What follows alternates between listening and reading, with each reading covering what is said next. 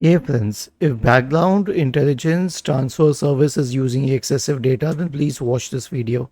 Now, a few other websites and channels are suggesting to simply disable this service, but you cannot do that practically.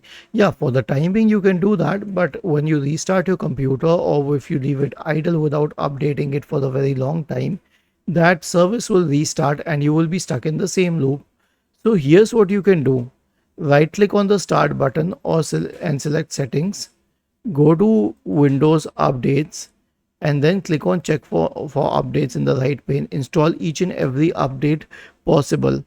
Or here's the second thing that you can do if you are not in a position to update your system at that point of time and you are in some other intensive work, then go to advanced options and then you can schedule an update. You can make it as active hours and then make sure that the active hours are selected manually and choose the active hours as the time from when to when you're working, and then keep your system idle, open and idle during the night so that it can update itself. So go to system and then go to power and battery, and then you can go to this option here which says screen sleep and performance, and then you can change these settings to never for all of these four options.